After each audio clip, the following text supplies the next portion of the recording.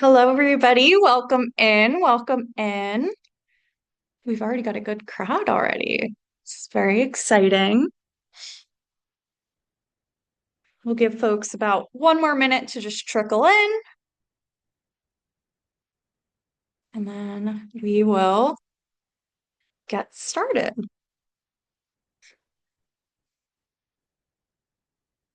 Thank you. Alrighty, so let's get started. Um, so hello everyone. My name is Danielle. I'm the Public Programs and Visitor Services Manager at the Mansion. Sorry about that. I joked on my own title. Welcome to another session of Connect260. So you might notice that we are in the Mansion today, so it's a very special event that we have going on just for our November session. We're broadcasting live from the Octagon Room. And this November session focuses on the portion of the 260th anniversary exhibition titled with the theme, The Art of Sankofa.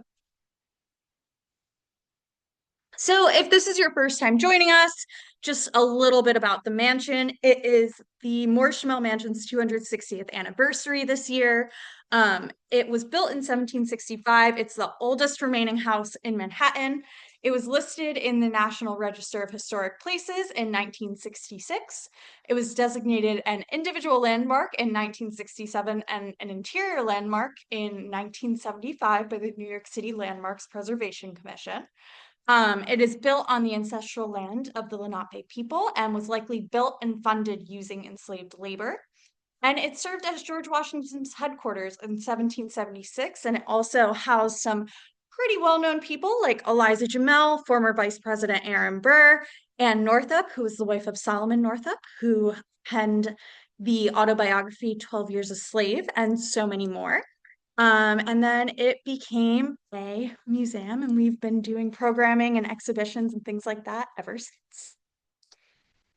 So just some updates. Usually I'll give our programming schedule, but we have a little bit of a different programming schedule because we are having a temporary closure beginning December 1st for our very long-awaited restoration and accessibility project. And so while this is happening, we're going to continue to offer our Connect260 and virtual programming series, and the next session is December 17th. But we will also begin our Uncovering Uptown History walking tours. So make sure you subscribe to our newsletter for more information on that. And then we still will have our family and community days. So December 13th, be sure to come on out to that.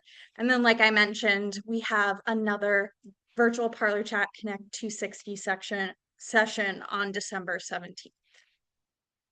So now, just before I turn it over, how to submit questions. So you'll notice in the Zoom webinar, there's a feature where there's a Q&A option.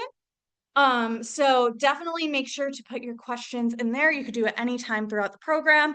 I'll be monitoring those, and we'll be able to ask them in a portion at the end. And so now it is my pleasure to introduce our moderator. You've probably noticed at this point I'm with three very wonderful people. And before I pop out of the way and I let John introduce our friends and neighbors, Avatar and Evelyn, sorry. I'm just gonna introduce John. So John Reddick is a longtime Harlem resident, architectural and cultural historian, and community activist, known for his work on public space projects, historical research on Harlem's music scenes, and leadership roles in various organizations. He is a Yale School of Architecture graduate who has contributed significantly to public art initiatives in Harlem, such as the Frederick Douglass Circle and the Ralph Ellison Memorial. And so without further ado, I'm going to go ahead and turn it over to you folks. Stop the screen share. Well, good evening. We're coming to you live from the Octagon Room of the Morris-Jumel Mansion. We have two wonderful guests with us tonight, residents of the neighborhood, and we're going to be exploring their life in and around the community of the Morris-Jumel Mansion. Next to me is Evelyn Neal, and her son, further to the right of me, is Avatar. Hi, how are you? Um, the house has a unique history. When you look at the length of history, it's very much focused on the colonial period. But here we have a chance to really look at the life in the more recent past. I think it's just as significant, and it touches on a lot of the aspects of American cultural life in this from the 70s on. And we're going to explore that from a really personal level, like, with these two residents of the neighborhood.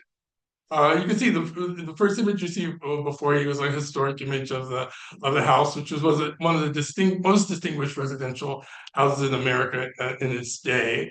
Luckily, it survived partly because it was in the northernmost part of Manhattan. It wasn't exposed to as much of the development that was going on in the lower part of the city, so it became a distinctive feature of the park and the residential development that would come around it.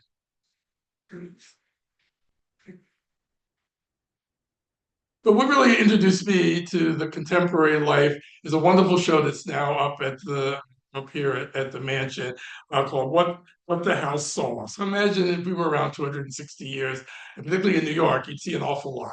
And the house, and looking at the history, is a fascinating look from when the house was built through all the different phases from George Washington to contemporary life. But the one that really caught my attention, I really liked a lot, was the section, the Sankofa aspect of looking at the more current times, and the generosity of Avatar and his mom Evelyn was to give some elements of their own personal life that really enlivens the show. There's personal items, there historic items of the period. And so you came to the neighborhood. Go to the next image. Here you can see the lovely couple. And you came to the neighborhood. What year was it when you moved to Harlem? We moved here in 1981. No, 71. It's 1970. That's when you moved in the neighborhood. Okay. And it was a year before I was born. Oh, you're absolutely correct. Good answer, good answer. Family Feud, this would get a good answer, good answer, good answer. But the interesting thing, it came in 1970. Now, how did you hear about the house? We heard about the neighborhood because we were living in an apartment on Riverside Drive. It's 690 Riverside Drive. So we knew the building where Ellison was. So you're in the 150s on Riverside. No, we were then, that's 146. Oh, okay. Yeah, 146. Mm-hmm. 690 Riverside Drive. And I wanted to live in a house. And so I started once we moved and I start to Riverside Drive, then I started looking around for houses in the neighborhood. And we had a real estate broker who who was showing me a lot of tenements that could be rooming houses. And I said I didn't want to be a landlord. I mean, I really wanted a place for us to live.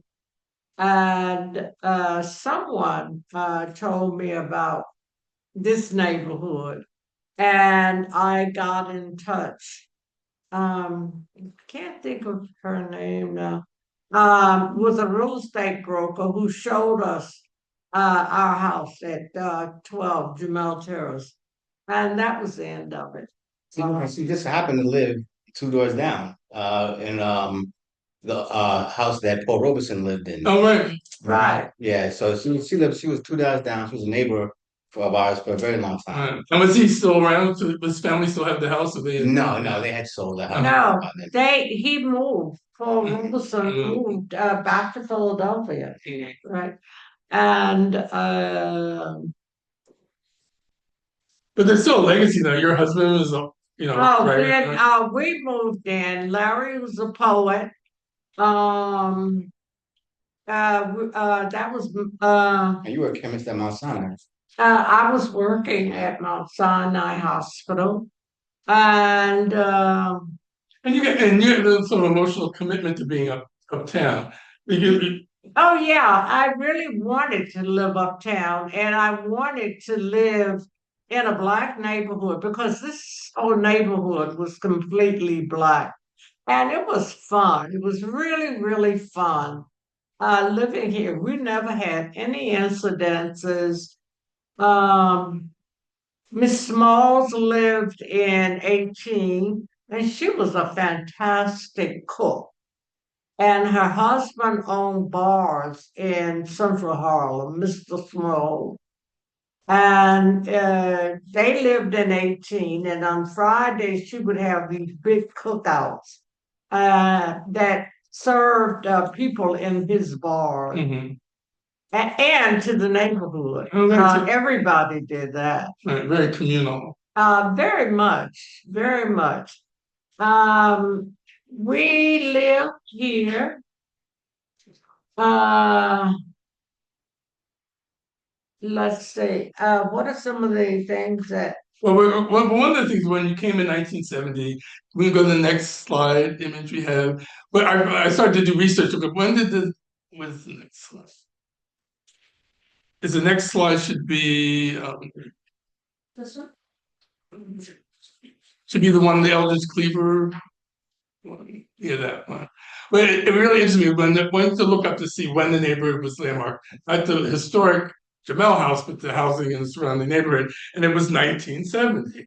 Yeah. And so same time you're moving into the neighborhood. But when I went to the newspaper, the New York Times, to my amazement, the article says the Landmark Preservation Commission announced the designation yesterday of an area around Morris-Jumel Mansion, Upper Manhattan, as a historic district, which included your and it says the new district comprising 50 buildings around the mansion of Roger Morris and Roger Morris Park between 160th 167th Street is the 15th created district. It was only 15 historic districts in the whole city at the time, and it was and since the preservation law was announced in '65, so pretty early on.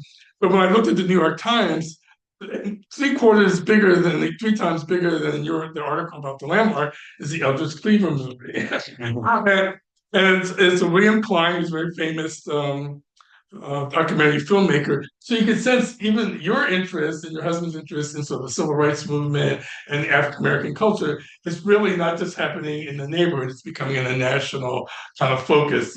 Oh, very internationally, very much so. Because right down the street was 555 Edgecombe, and you had a lot of the writers and poets that lived in 555 Edgecombe. And a lot of them were still alive and reading. They had poetry readings there. My husband Larry we had poetry readings in the house. You had people like Stanley Crouch, Sonia Sanchez, would all come through. And Amiri Baraka. Marie, who was Larry, I'm about to say Larry Neal. Leroy Jones. Amiri Baraka, Leroy Jones at that time had poetry readings. It was very lively community, very lively, a lot of artistic things going on. I'm going to show we have next slide is a picture of her husband. So he's very dispersed, he's very deaf. Yeah. And of course, the attire for the men were the dashiki. Yeah, well, he has the dashiki on, but he also has that sort of like it's almost like Humphrey Bogart in the other picture there with the fedora, which is one of his fedoras is in the exhibit. Yeah, that one right there, actually. We'll talk a little bit about him as like a person, his personality for us. Give us an idea of what he was like as a person. How would you describe him as? was very artistic, very historic oriented, and he was very much interested in history. He went to Lincoln University, so it was that connection. We were all at the Schomburg an awful lot. Right now, I can't think of the lady who was the Was it Hurston or who was the Hurston? There was somebody there was a librarian that had been there for a long time at the Schomburg. yeah, and she collected a lot of the work that's there. Mm. I can't think of her name. I should have looked it up. That's all right, you're forgiven. So between like at individual houses and certainly at our house, Stanley Crouch and all of these people were there to go to the Schomburg, that there were also poetry readings, musicians were playing. Um, And when they kind of work in pairs, like you went to the Schomburg, would maybe a musician be playing with a poet or yeah, musicians, poets, everyone, was there. One thing I remember is especially when Amelia Baraka and Larry Neal would perform together, they kind of went back and forth like a jazz riff. The way that they use their voices and fluctuate certain points, and so when you say musicians, it was a riff. So they were the jazz and the poets were always really intertwined very very closely. It's one of the reasons why we always had this mosh posh of different artists at the house, musicians, poets, writers. Because I think about like Gil Scott Heron and people like that, that their music was like sort of a beat, but their expression was very much more like a poet. Right. So the way they spoke and very much like Ralph Ellison in The Little Man, how he used. And the message is very important. It's not just the music; it's the message on the music. I want to also include one thing about you said about Larry Neal's personality. Yeah. One thing that always stood out to me was my father was very well put together, and so a lot of I don't want to say a lot of the activists and revolutionaries at the time didn't care about their physical appearance, but my dad, like he was sharp, like he was one of those revolutionaries who stepped out in Burberry, and he had his little fedora, and so there was that factor about him, and the other thing that I saw, but I learned more so after his passing. Random people would always stop me in the street and say, your dad had this art. Like he was very intellectual, he was very smart, but he also knew how to connect with the everyday person. So I remember even in the dress, I used to kind of different images that you sense that he wasn't slavish. Like he had intellectual thinking, but he didn't feel like he had to masquerade. Right. Like what wear exactly what the movement says you have to wear. You sense he's like fluid. He finds his own place in all those different styles. Because they would hold court on the off days down at this bar in the corner called My Bar. And that's where like all the locals would come in. One of my best friends, his parents who lived down the block, Bliss Boussaint, his father, Joe and Joan Boussaint. He was this huge mammoth of a man who was American Indian, and he would call him Big Joe. And like that, it would be him, and then the guys from Larry's the art theater, and they would go down there and hold court, and it would just be a collection of different type of thinking, but all about the community and the upliftment of Black people and Hispanic people, and it was just his personality was one to really delve into, because it's one of the things I think as the community evolves, I sort of feel like part of the humanity of the Black community is like we realize every strata is in the mix. Yes. And so there's just so much joy watching, how someone pulls it off either in clothing or in age or music. There's a kind of appreciation across the board. It's not just about how much money you have, how much education you have. It's kind of humanity in the culture that's riffing off of all of that, whether they're making music or poetry, whatever. And I feel it's kind of unique to our community that, if you move down here, Bobby Short and you move downtown, we have an image of him later on, but he really feels like the essence of what he wants to show he's still connected to Sure. is the community. He'd be on the phone because he would be at a later part of his life. He became the art commissioner in DC. So he'd be on the phone with those guys down there, and then have to get off the phone and say, "I got to run down to 125th Street. I got a meeting with Bumpy Johnson." That was my father in a nutshell. It's really enriched his stories. Going across the strata means he's looking at all the different aspects of, Black cultural life. Exactly. Yeah. Right. So we want to get to the next one. We have we talked the other day, we had a little pre-conversation. You mentioned an array of wonderful names. And so one of the things I wanted to ask when we were talking is who was sort of the protagonist or the live wire in the social circle? You guys said Stanley Crouch was he sort of liked to provoke and get the conversation going. So can you we kind of look at the different array of players? We talk a little bit about sort of what they were sort of like in the mix. One of them was Stanley Crouch. And he was a writer for one of the newspapers. He was a writer, Stanley Crouch. And there was always controversy. And he wrote for the Daily News. We had an article. He also got a... we were talking about the... it's an award. It was a sizable amount of MacArthur. That's what I was getting ready to say.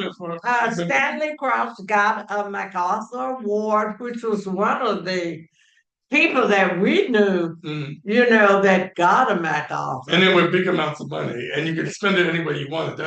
You could do whatever you wanted. You could pay off your mortgage, you could go to the Caribbean, you could write a book, whatever. You could do whatever you wanted, and they did. But Stanley Crouch got it. He always had controversy going between Stanley Crouch and Amiri Baraka. And you can go back in the papers and look at that. They would really get into it. Sonia Sanchez was always like a moderator. A peacekeeper. They had Charlie Fuller, who's now deceased. Who wrote a soldier story. He wrote a soldier story. He won a Pulitzer? Yeah, Pulitzer. He won a Pulitzer. Yeah, and for a while, Rosa Guy lived with us. And tell us about with me when I lived here. Tell us a little bit about, maybe some of the audience might not know the background of all these people, so give us a little bit on Rosa Guy, a little bit about her background. Rosa Guy was a writer of the Black Arts Movement, and she was really a contemporary of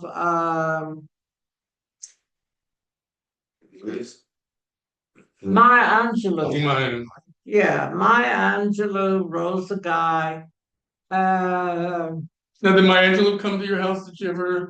Yeah, Maya came. I knew Maya when she lived in Ghana. She was a very important African-American figure in Ghana and was friends with Nkrumah. She was a very important African-American figure, literary figure. And I lived in Nigeria, and I lived in Ghana, and I met her when I lived in Ghana. When you were living in Ghana, what were you doing? I worked in the hospital in the Ghana hospital. But then I moved to Nigeria, and I worked at the University College Hospital in Ibadan again as a chemist. I think when people we've been here a while. You've been here even longer than me. I came in the 80s. You came even earlier in the 60s and 70s. And I think we all came with a real love for the neighborhood and trying to find the best deals. I found a rent stabilized apartment. But I don't think people will that move in now when they think about gentrification. And we talk about the people that were here. There was a sort of gentry in the American sense of all the arts, the writers. There was a whole mix here that pre-exists what's here today. I don't think there's an appreciation for how much the commitment and the art, the liveliness of the arts that existed in the neighborhood at the time.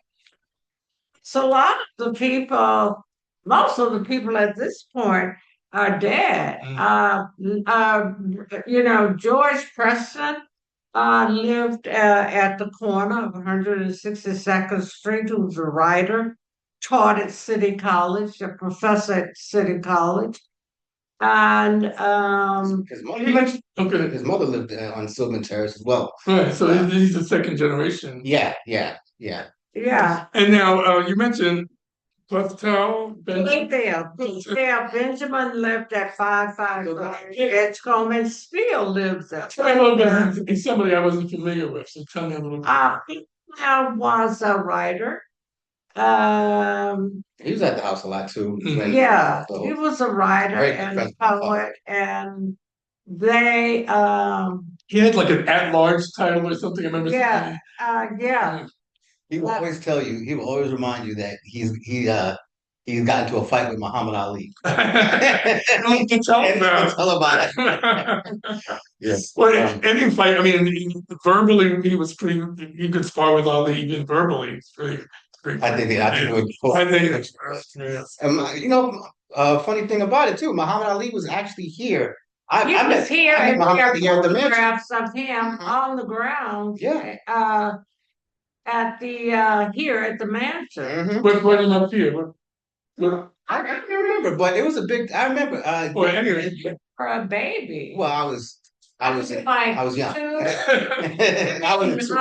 You were like 5 or 6. Mm-hmm. I mean, you were walking. Mm-hmm. When Muhammad Ali came to the neighborhood, and there are pictures. Not just to the neighborhood, but here to the mansion. Pictures of Muhammad Ali in the mansion. He would have come in. Definitely, he was like, "Where is this house?" Definitely. And it's interesting, like now with being able to go online and see, broadcasts in Europe and England and different places, the guys who went to Johnny Carson's in those countries, when they were asked who was their favorite guest, all of them say Muhammad Ali. They wrote a real memory of Muhammad Ali, and he had a sense of presence. Like there's no way he would be here out of his own natural curiosity. And I was asked, "What is that house? And can I get inside?" So we have to find that picture. Some may have one or two of them. Who would have thought that? Who would have thunk it? That picture of Muhammad Ali here at the mansion must be at the mansion because in the front, I'm not sure if the cannon was there then. It was. Mm-hmm. The cannon was there. Yeah. Well, if the cannon was there, then you must have been like what? I was around 5 or 6. Yeah. And when the cannons she was referring to, there used to be 2 huge cannons and cannonballs in the very front of the mansion, facing towards the polo grounds. It's so funny because we met a little earlier, and you mentioned the cannon. I was trying to find a photograph of the cannon. I don't know when it went away, but it's very hard to find an image. I want to use one of those images in my slide presentation. I saw one that looked like it was buried in the ground. There was one that looks like it was buried in the ground. I got tons of pictures of us as kids playing in them. But that of the cannon, but the Daughters of the American Revolution were in charge of the grounds and in charge of the mansion. However, with the transition of the neighborhood and as it became black, first it became black and then it became Hispanic. They didn't turn the cannons toward your house. No, Daughters of the American Revolution were involved in the maintenance of the house. And periodically, Washington's birthday, they would come up in period costumes and parade around, and they would have little programs or what have you in the front. Were these open to the community or they were separate events? Anybody, because at that point we bought the house from Mr. Sweeney, who was white, but by that time the neighborhood had begun to transition, and it was black. And what would they do, like musicals or speeches, or when the women were? at the mansion over here, it was a Washington and period program. That the daughters would come in period costumes and would parade around the mansion and do their I program. think it was open to the public. I think it was. Yeah, That's why there's no cherry trees on the site, so I wonder if they cut down all the cherry trees. They are fair. They are.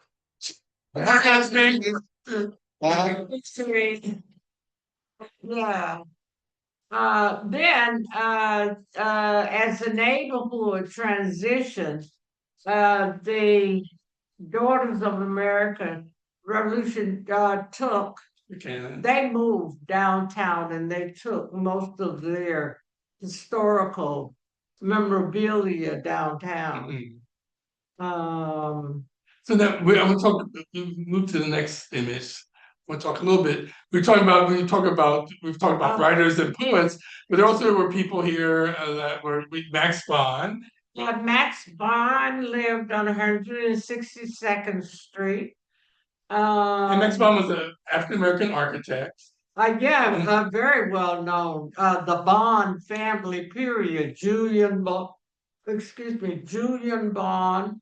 That's all a part of the Max Bond family. And he was very distinguished. He did the renovations for the Studio Museum earlier. And the Schomburg. The Schomburg for the Studio Museum. Was he involved with the? I think he was involved with the Martin Luther King. In Atlanta, he did that one. The Bond family, period, was very well known. Julian Bond and it was related. All of them were very well known and accomplished people. And as an architect coming to New York, he was the most prominent of all the African Americans. And his wife, Jean Bond, too. And he was married to Jean Bond. Go ahead. Jean Bond was a poet.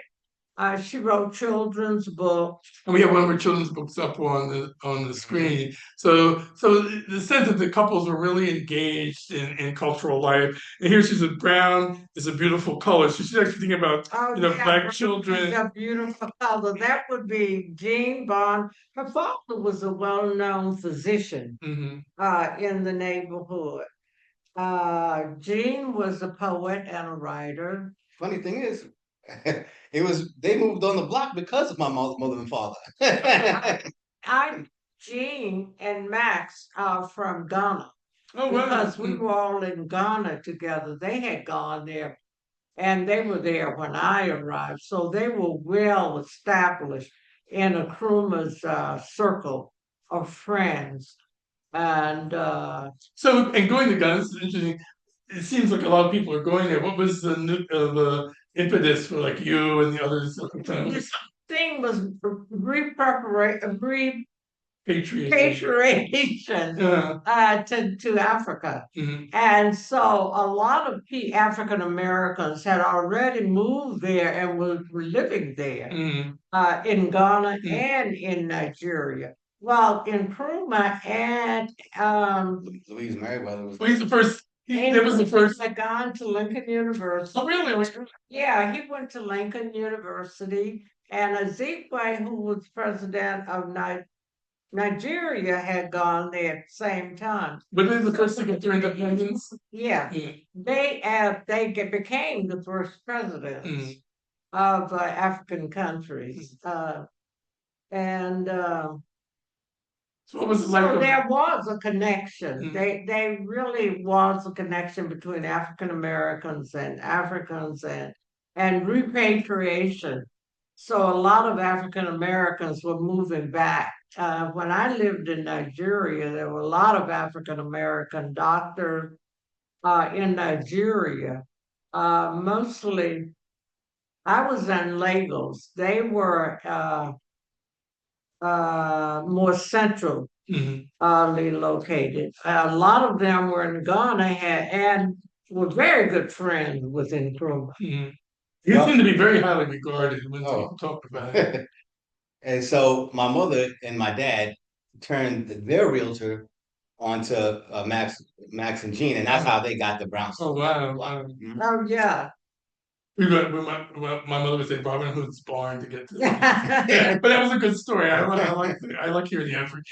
These times pass and we don't really realize the broadness of the community. So people might know Maya and over there, but they wouldn't know the broader networks and connections. Oh yes.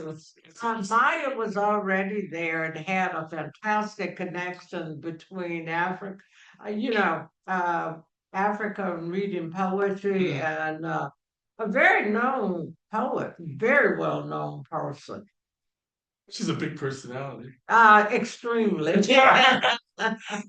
I heard there's a professor at Columbia, and she's doing a book, or she's working on a book about Maya Angelou, and she said Maya Angelou was crafting her biography. So you have to go and look and make sure everything is really what she said it was. Because it's like she was seeing herself as a big person, and, even as she was navigating her freedom. Person who has spent a long time in Nigeria, in Ghana, in Egypt. Mhm. She had traveled a lot, and so was very well known. And really make connections. Yeah, very well known. So one of the other, we go to the next image we have here.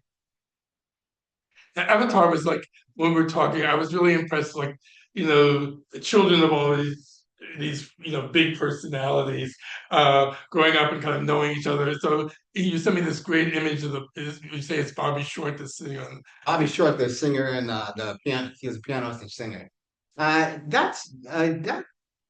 think they were doing some type of shoot here in the neighborhood, and he wanted to have like some of the local kids here, and that's right at number 2. And it's on Sylvan Terrace. Sylvan Terrace, Yeah. yes. And then they had done the renovations. It looked like it's in the period after they had more uniform restoration on the block. That's right. Do you remember some of the kids in the picture? I know all those kids.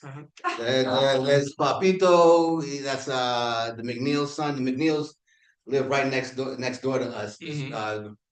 I think they were the only Puerto Rican family that were on the block, and they were very proud Puerto Ricans. When I say proud, I mean like they had roosters and chickens in the backyard. Every day at 5 o'clock in the morning, you hear the roosters go off. But that was the neighborhood though. But yeah, so and then in the picture right next to it is Fuya and Fuya Preston, and she's unofficially the mayor of Sylvan Terrace right now. And George Preston, her father, who we talked about earlier, is just a true Renaissance man. He has this huge collection. It was like a museum or something. No, it is a museum. He has it. It's a museum. Can we talk a little bit about that? His collection, and I know he's a painter. He's an artist. He's a painter. He's an art collector. He's a PhD. Professor. Yeah, from City College. He taught at City College until he retired. And some of his stuff is here at the exhibit as well. Included him. Yeah. I do really encourage people that are watching that if you haven't seen the exhibition at the mansion, it really is wonderful. You can imagine 260 years of looking at the neighborhood and the players in the neighborhood and stuff. It really is revealing about how pivotal the spot it was in terms of attracting development, but then also attracting people who want to raise their families and stuff that really interests part of the city. So I encourage you if you haven't been. And the show I think is going to be up at least through Black History Month, probably. Well, Yeah, well, I know they're getting work done on the house, so it'll be harking past that period. So you have time to see it. But come for the holidays, you have friends from out of town or whatever. I encourage you to come. It was a very rewarding show, so I encourage people to take a look. Let's move to the next image. One of the things we also talked about, we started talking about the neighborhood and socializing. And when I came, the uptown bar that I knew about that had music was St. Nick's Pub. Did you ever go to St. Nick's Pub? Oh, yeah, I did. Mhm. Well, we all did. We went to St. Nick's pub, and then on the corner of 162nd Street was my bar. Mhm. And everybody in the neighborhood, Larry, everybody would meet in my bar, and they would sit and have long discussions about the future of African Americans and the future of us as a race of people, what we Restating. do, and what was happening in the neighborhoods and that sort of thing. And but here we see a picture here. There was a big fire at St. Nick's Pub, and even though this is a landmark area, they didn't save the facade after the fire. So now it's a big gaping hole in Yeah. the block. And I'm doing some research looking at Harlem's Black and Jewish music culture in the ragtime period. And actually, before it was St. Nick's Pub, it was Lucky's Rendezvous. Oh, wow. And Lucky Roberts, who was a stride piano player, Mhm. he ran it as a bar, but he also had music and really kept. There's people like Marlon Brando and people like that. Miles Davis used to come up here and play with Sonny Rollins. So the building had a legacy even before the legacy that we knew it. So it's Yeah. really sad that it's not still Mhm. still with us. But that's not, they also had, we talked about, what's the place on 155th Street? We'll go, that's the Don't even next jump the image. gun. Got That's a clue Uh-huh. to the next. One of the things that, first of all, I live in the 140, so like this is like Alaska to me in terms of like the distance of travel. So you get, I went to Copeland and the Oh. restaurant. And the Copeland is a soul food restaurant on 145th Street. Yeah. The food was so good. They had a cafeteria side, Mhm. the restaurant side. It was like when they closed, it was like my grandmother passing. I got so used to their food. It was just really, really wonderful. But when I read a book called Lush Life about Billy Strayhorn, who wrote a lot of Duke Ellington's music. And when I read the book and friends that were talking about it, he went to the Flash Inn a lot. And so when I did my first tour I ever did was based on that book and places that they mentioned. And someone said, well, maybe you can end up and do music at the Flash Inn. So I talked to Joey Miranda or whatever was the son of the original owner. He said it was named Flash for a horse that didn't win. His father was switching them. And he said, well, maybe I can get Cleo Hayes to come back and talk to you. So the woman you see on the left there, she had been a performer at the Apollo and in theater.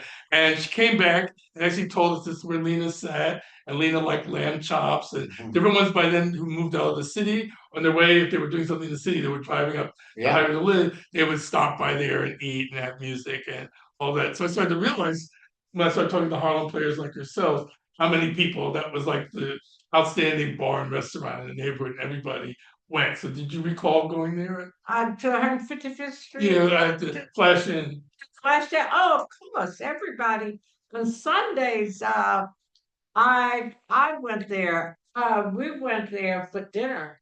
On Sundays, Statutory.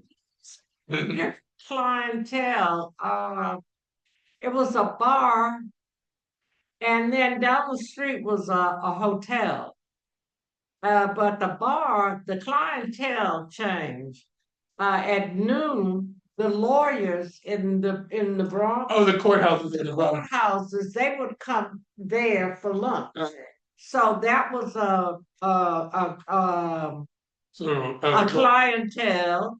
The lawyers would come, they would have lunch and drink at the bar, and then after the lawyers left, then there was another clientele that came in. It might have been people who lived in the neighborhood, and a lot of the ladies of the night would come in maybe and have drinks.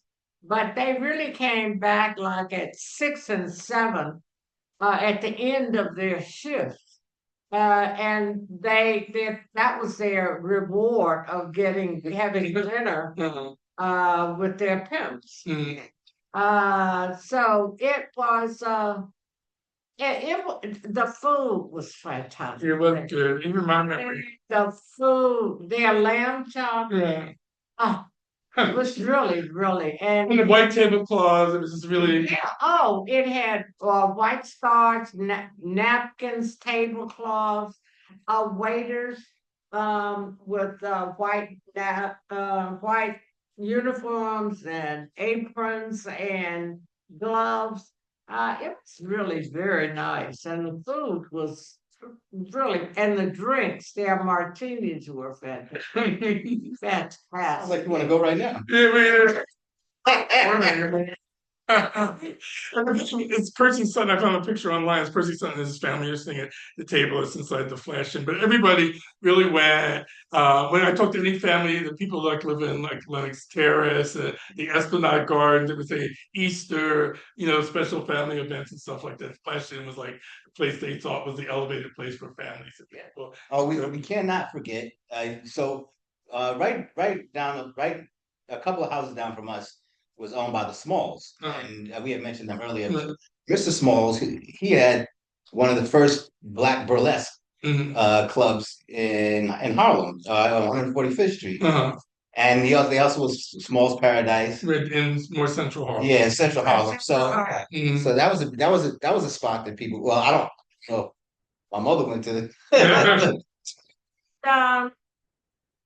Then after they would close, going to the restaurant that Wilson's Bakery. I remember Mr. Wilson when I first came. It was still here, and they would talk about, go, you'd see Roberta Flack, you see all these different people really love the food. Now, kind of tell me about. They seem to have different shifts because I would go there maybe more on brunch on Sunday, but it was open late. You were saying. It was open late because when the bars closed, like at 2 and 3 in the morning, they would serve breakfast, and that was a big climb. Oh yeah, because once the bars closed, everybody had the munchies. Everybody went there, had breakfast, and went home and went to sleep. It was What's up, everybody? The mother said, when you're ready to go again. Right. You have to go someplace, but you got to leave here. Yeah, my mother. The rest of you kids go home, and Reddick's commands was like so loud. But Wilson's, I remember Mr. Wilson was actually. Drugs were getting to be a bigger thing in the neighborhood, and it was really he was making a stand for his business about not congregating around. And people went out to his house. He was like shot in the driveway of his house. He was shot in the driveway of his house, and it mysteriously burnt to the front. Yeah, after that with Wilson's. Yeah, well, it just stayed empty. I don't know if I was fired in. No, it stayed empty for the longest. Yeah. It really never came back. After he died, no one ran. He died. But really, I remember it being really wonderful. Went there for breakfast. But they had the bakery too, so they had really great. Yeah, they had a great chocolate cake. Probably the best chocolate cake at home. I remember from Copeland's. I just loved their potato salad. It was amazing. They had great rolls. Really. Mr. Copeland, I can remember the whole crew. Now, my bar.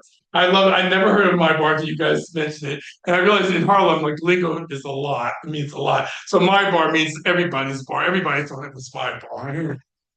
And so tell us a little bit about my bar. Sort of like to make up what you remember about my bar. Well, I didn't go there but Larry was very well known there, and it was open. I gather they didn't have a curfew on bars because they'd be open at 2 in the morning, and 2 and 3, and neighborhood guys would go and talk politics. Certain numbers runners would come in, take your numbers, and all of that. But Rick is talking politics. Ironically, it's a church on the corner. Oh, really? What's the corner and what? 162nd. At 162nd. And when did they have dancing there? Like this by the '60s, all the clubs were having like go-go dancers. I think so. I think it was that- really a hole in the wall. It was really, really spectacular. But the go-go dancers were more in Central Harlem. Mhm. Yeah, Mr. Small's bar, they had go-go dancers. Yeah. Not so, it was really just a watering hole. It was, the few times that I had gone in there to get some money from my dad, it was just like dark and bar with stools. It wasn't anything special, but it was more so just That could hang out. Everyone felt comfortable. yeah, where everyone was And decided. plus, you even describe go-go dances. This is a generation when they would dance at the bar. I can see remember this sort of church motion, dance motion for go-go dancers, and there was a popular period there when that was add on to a lot of bars and clubs. So now I'm going to do. Are we on time? We have a little bit more time if you want to finish up. Yeah, okay, we're good. And then we'll Take some questions. Okay, so now this is my little quiz. It's my little quiz. So now I'm from Philadelphia, I had never heard of Seatown. So I didn't ever have until I came to New York. And then when I saw it, I only saw it in black neighborhoods. So I thought, is it Colored Town? The C was for Colored Town or not. But now but I'm curious, when you first moved here, was there a grocery store? Thinking about like food deserts and stuff. It's a pretty efficient store in terms of the range of what you could buy there. Was it there when you first moved? A grocery store. Oh, It's always been up, yeah. It's been a grocery store, bakery, the whole night, deli, Seatown. Yeah. So, guys, look out! I'm in your yard. So It's like, yeah, just look over, and there was Seatown. No, it's still a great store. It's called Seatown back in the day. It was another company. And then that chain came and took it. But it's pretty spacious and it's a pretty big store. But when people talk about food deserts and everything, that was one of my questions to wonder. I know that was a great store in terms of range. I wonder where a family would shop. So you could shop right around the corner. You could get all the things you need right. And there was another grocery store right across the street from there where they just reopened it again. It was a grocery store there as well. So it was so it did serve families. So one of the things with the bodegas, I mean, you couldn't, if you're doing Thanksgiving dinner, you couldn't buy what you needed for a bodega, So I was always curious where the grocery stores were. Famous, it was like a retail store back in the day. That used to be across the street as well. Were you coming out of the subway in that? Where the dollar store is now, that big dollar store. What was it? I can't remember the name. If you threw out some of those names of those. What do you think of it? Because with the hospital, you sort of feel like there is like workers and stuff that we want to buy like a range of things, even coming from work clothing and all of that. For the next slide. Now, I know that by the time you moved here, Malcolm X had been shot and was killed at the Audubon. I wondered, was the movie theater still in operation or was everything gone by the Audubon theater? Larry was at the Audubon when Malcolm X was shot. Oh my goodness. Yeah, at the Audubon. And Malcolm X was shot there. And I've seen pictures where they're taking him out in the stretcher across the street to the hospital. Yeah. How did he feel about that? He was there. Did he ever talk about this, the event? Or? Well, that's Muhammad people that had after he had left the movement and had become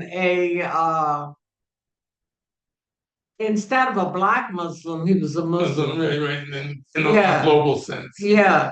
Yeah, my father was a huge follower of Malcolm X. Malcolm X. Loved Malcolm X. My mother and his wife and the children, the girls. Huge. My father wrote poems about wonderful. the era, and I remember as a kid, they had at one point they had done an extension to the Roots, where they included the '60s and that movement. And I remember it was the one time I could stay up late and watch TV. And my father was very adamant when they came to the Malcolm X scene. He was like, "Oh, so I was sitting right here like that. And he was, I just remember seeing the pictures, all the chairs turned over, Mhm. and like people must have been running and feeling like they were going to get somebody. Mhm. Wow, to think he was there. Yeah. Okay, next slide is 555 Edgecombe. Now we know there were a lot of Paul Robeson eventually moved to that building. Can you think of some other players or people that lived in that building? Do you have any friends that lived in that building? Oh my goodness. A lot. I should have written down the names. What's the name of the pianist who does concerts there? Oh, Marjorie Elliott? Right. Marjorie Elliott. She still has Right. Sunday concerts at 2 o'clock.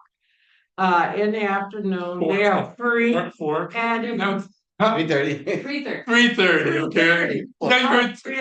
Now you've heard three different times, so it's 3:30 for any of you want to go, and it's a wonderful experience. So we're always encouraging people to go. It really is wonderful. If you want to imagine what like a rent party or something was like, it's just music, but the fact that you're in someone's apartment, and the more they research it, we feel like a lot of those apartment parties were people who were actually in bigger apartments like Marjorie, so they have rooms that still have their own, the bedrooms and stuff where people weren't in it, but they had a big enough dining room, maybe to serve Right. food and so it's an apartment building that most likely would have had those sort of rent parties or social parties. And when you go in, there's clubs where people would give out like business cards, and there'd be like the whist club or whatever. So you realize it was people who were card players and want to encourage people who are card players to come hang out, something really sort of socializing group.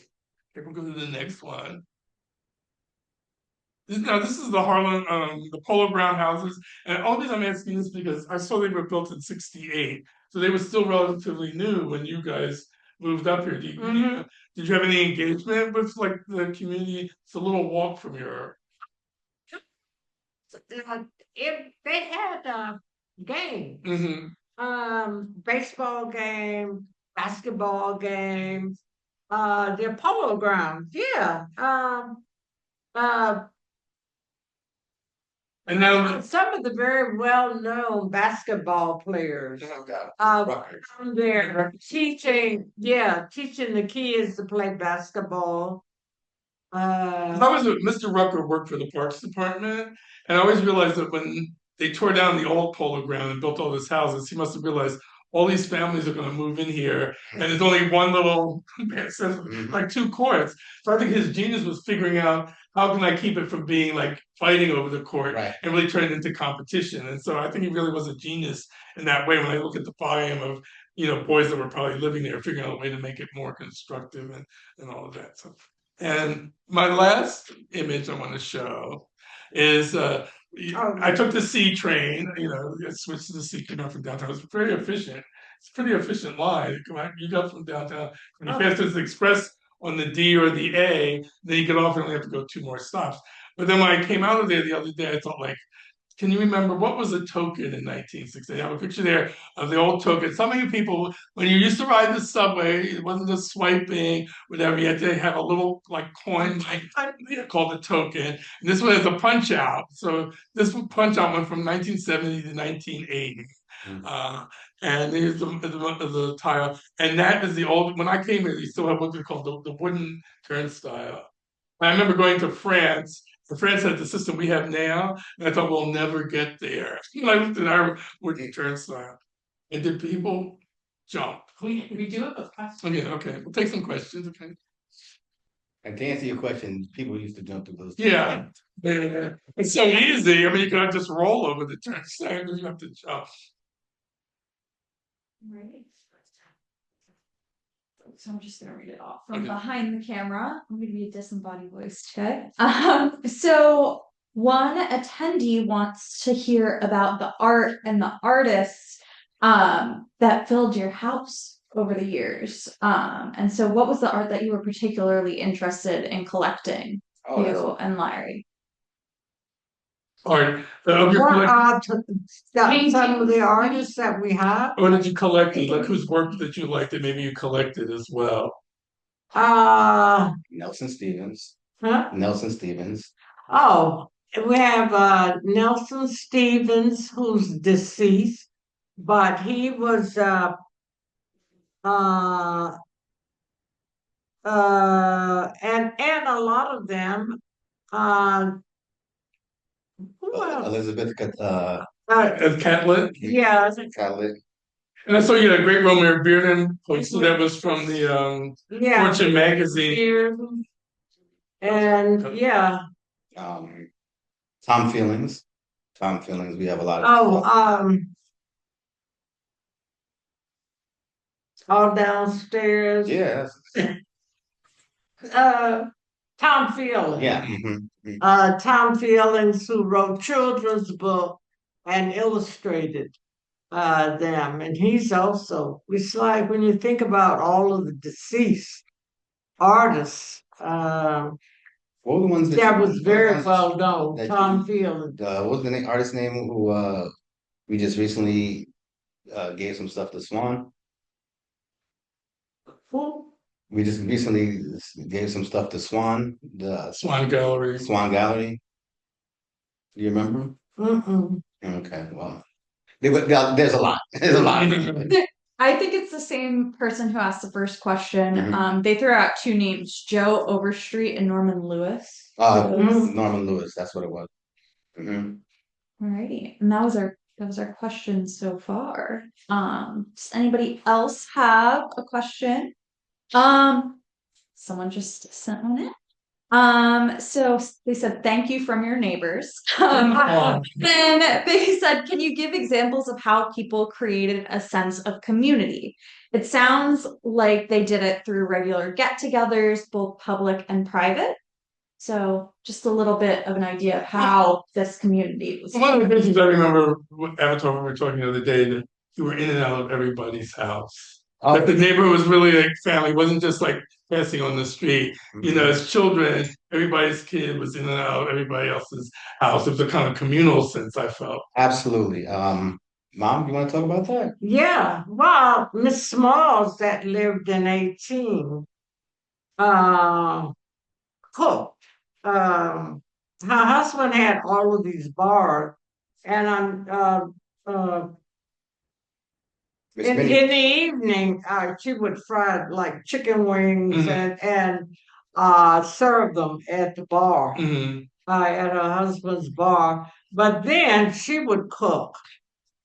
Miss Smalls people just went by and ate. So Miss Minnie Preston, she was Miss Preston. she was she was such a phenomenal woman. She would send me when I was at Morehouse, she would send me these survival kit boxes filled with like homemade brownies. And we were all so broke and starving. Like my whole floor would be waiting for this care package to get here. And so there was that, but there were also like the community, like we said earlier, was that it was filled with children and families. So we would be in each other's houses. Like I said, I've probably been through every single house in this neighborhood from front to back. And so families looked out for each other, parents looked out for each other, and we have these huge block parties, which we started to do again here with the Block Association. We would have these huge block parties where everyone would pitch in, and it was a very strong sense of community that really just stemmed from children and growing up together. And now I think it's coming back a little bit now, as far as like, so we can substitute children for dogs. So now we have this huge community of dog owners, and now we speak to each other and we communicate. And one of the things, I mean, I got to meet lots of people when I had a dog when I first came here. You see them every day. It's almost like a political base, because if they tell you to come to the community board, you say, yes, you're going to go, and you don't go, you go, oh, I'm going to see them. Yeah, tomorrow. Now walk. Explain that, So, it doesn't make a difference, but it's really engagement, getting out, being willing to get out of yourself as an individual and really experience the neighborhood. I really encourage that for new people to the neighborhood. You can see there was a wealth of history and connection in the past, and you can bring it to the community now, but you have to be really willing to step outside your door and really, engage with your neighbors. and stuff. And so I feel, even though I grew up in Philadelphia, but the thing that you're talking about, I can think about that in my own block, in my own neighborhood. There was like people of different income levels and different backgrounds, but in terms of their children, we're all one community and that in and out each other. And you have to also have to, this was a very affluent community. Like there were we mentioned some names, but there was Miss Brooks, who was a very famous choreographer who grew up in who had a home on Sylvan Terrace. Her son Claude Brooks grew up to become a very famous movie film producer.